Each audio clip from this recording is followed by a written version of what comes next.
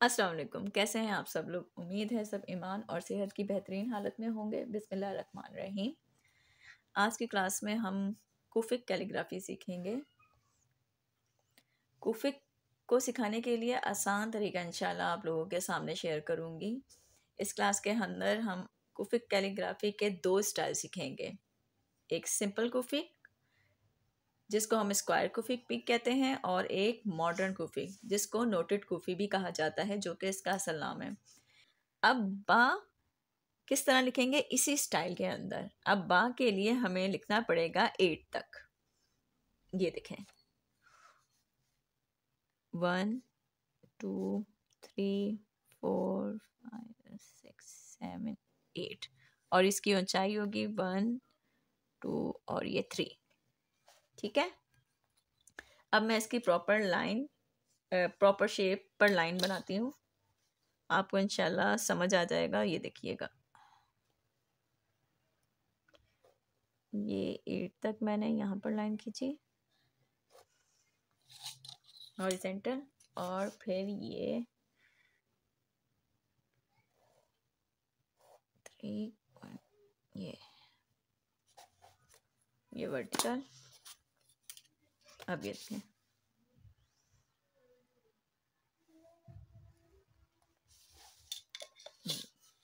ये देखें मैं ये बना रही हूँ ना इसकी शेप, प्रॉपर शेप। ये देखें, आपको इंशाल्लाह इसको बनाने का मकसद समझ आ जाएगा। आपको खुद ही आइडिया हो जाएगा कि इसको बनाने का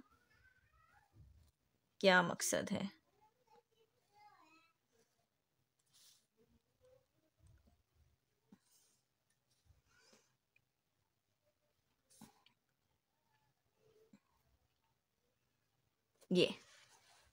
ये देखें,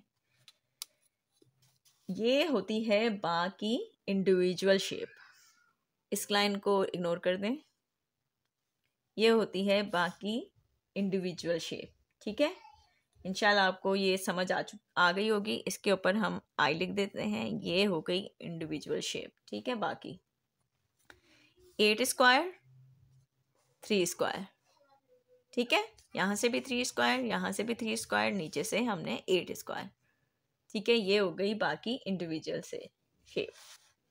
अगर हम बार को किसी वर्ड के स्टार्टिंग में आए तो हम किस तरह लिखेंगे? बा अगर किसी वर्ड के स्टार्टिंग में आए, ये चीज़ें याद रखने वाली हैं कि शेप्स याद रखनी है आपने, कि उसके बा अगर स्टार्टिंग में आएगा तो किस शेप का होगा, इंडिविजुअल होगा तो किस शेप का होगा, एंड में आएगा तो किस शेप का होगा, मिड में आएगा तो किस शेप का होगा। इसके लिए भी ये देखें, लेंथ देख लें, इसकी भी 3 बॉक्सेस की होगी।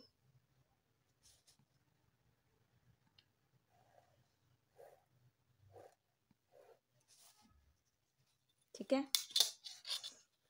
और फिर ये देखें,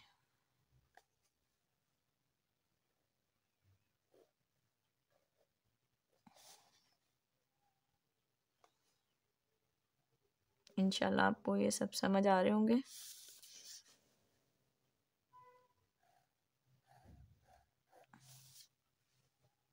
और ये हमने क्लोज कर दिया स्ट्रेट लाइन से।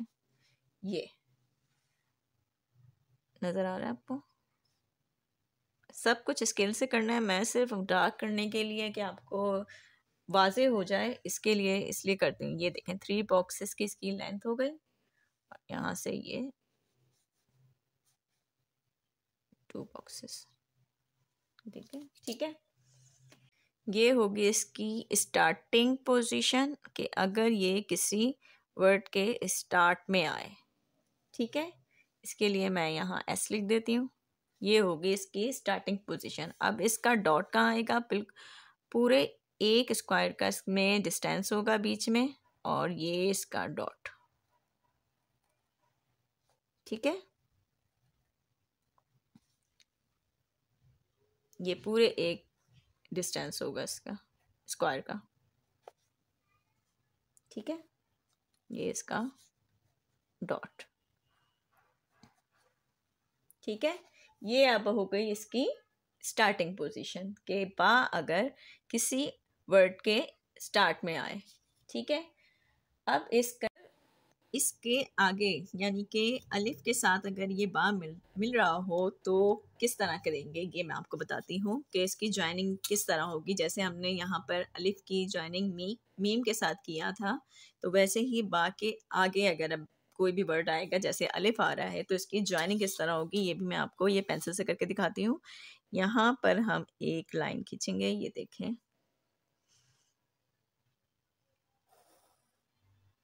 ठीक है।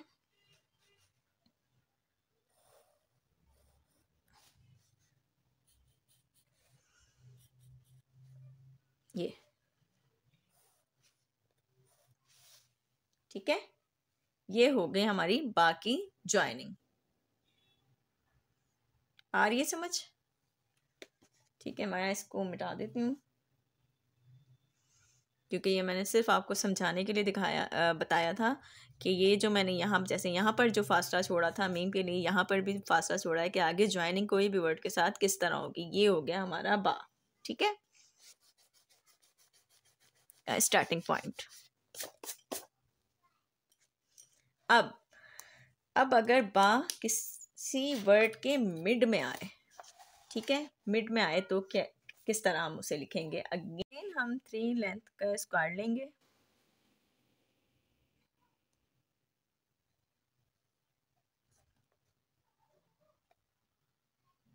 ये देखें, ठीक है। अब हमें ये देखें,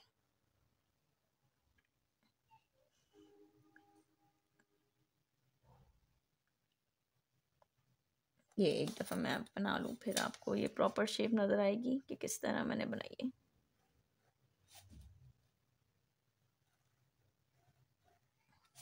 यहाँ से फिर स्ट्रेट लाइन से क्लोज, ये देखें, ये 3 लेंथ, ठीक है। ये हो गई बाकी मिड वाली शेप कि अगर बा किसी वर्ड के बीच में आए, मिड में आए, तो ये मिड पोजीशन है इसकी। हम इसको एम लिख देते हैं कि बा अगर किसी वर्ड के बीच में आए, सेंटर में आए, मिड में आए तो इसकी क्या पोजीशन होगी। और इसका भी डॉट वही एक स्क्वायर का फासला रखेंगे, मगर ये इसका डॉट अब मिड में ही आएगा, ठीक है। इसके लिए ये फासला, ठीक है, ये इसका डॉट, वही फासला और ये डॉट, ठीक है। ये आप लोगों ने सब कुछ स्केल से करना है, मैं सिर्फ आपको सिखाने के लिए इस तरह कर रही हूँ। आप लोगों ने हर चीज़ स्केल से करनी है, ये आप लोगों ने याद रखना है। अब ये बा की इंडिविजुअल शेप, ये बा का स्टार्टिंग पॉइंट किसी भी वर्ड के स्टार्ट में जब आएगा, और ये बा का मिड पॉइंट यानी कि किसी भी वर्ड के जब मिड में आएगा।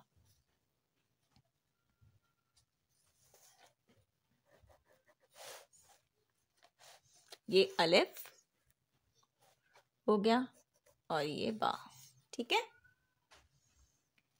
Individual, starting position, mid position. अब हम चलते हैं कि अगर बा किसी वर्ड के एंड में आए तो उसकी ज्वाइनिंग किस तरह होगी, ठीक है।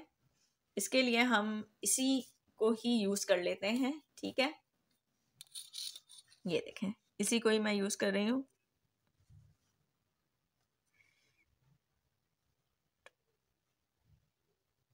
ये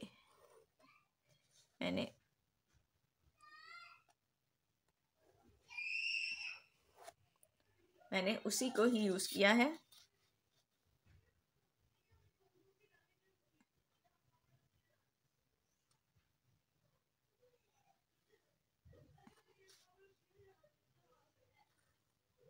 वहाँ से ये फिर ये क्लोज हो गया, ये हो गई बाकी मिड शेप। ये देखें, यहाँ तक हो गई मिड शेप, और ये हो गई अब ये पूरी टोटल जो हो गई ना, ये पूरी, ये अब हो गई इसकी एंडिंग शेप। यहाँ तक मिड शेप, ये एंडिंग शेप, और अगर ऐसे कर लेंगे तो ये स्टार्टिंग पॉइंट, स्टार्टिंग पोजीशन, ये देखें स्टार्टिंग पोजीशन, मिड पोजीशन और ये पूरी ending position.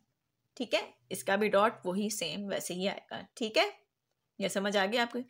Individual, starting position, mid position और ये एंडिंग पोजीशन।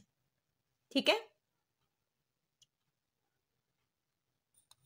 अब बाकी और भी शेप्स होती हैं, डिपेंड्स ऑन कंपोजिशन। वो मैं आपको बना के दिखाती हूँ।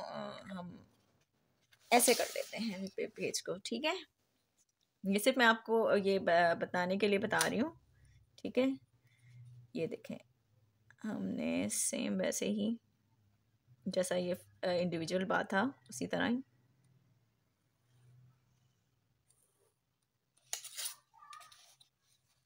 ही पहले बनाना है। ठीक है,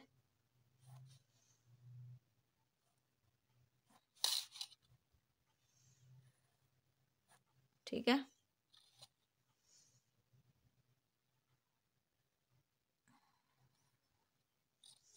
आमतौर पर बात तो यहाँ तक कि ख़त्म हो जाता है, मगर अब ये देखें मैं आपको बताती हूँ। ये हो गया,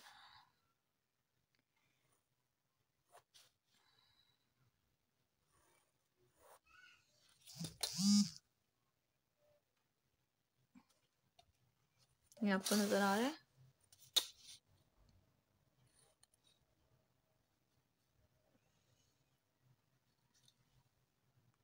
स्पेस फिलिंग करने के लिए बार की शेप इस तरह भी होती है, क्योंकि स्क्वायर कुफी का मतलब है कि हमने जितनी भी राइटिंग की हो वो स्क्वायर कुफी में ही की हो, किसी किस्म का कोई फ़र्क ना मौजूद हो। अब ये देखें ना,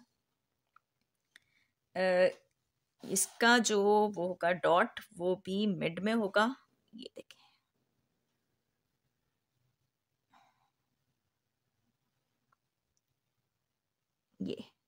ये इसका डॉट आ गया, ये मिड में होता है। ठीक है, ये सारी हो गई हमारी बाकी शेप्स, ये अलिफ की, और ये सारी होगी हमारी बाकी शेप्स। आज की हमारी ये दो ही लेसन थे, एक अलिफ और एक बा, जो स्क्वायर और सिंपल कुफिक जो भी आप कह लें उसमें था। तो उम्मीद है आप लोगों को समझ आ गया होगा। इंशाल्लाह अगली क्लास में हम मुलाकात होती है, फीडबैक ज़रूर दीजिएगा। ओके, खुदा हाफिज़।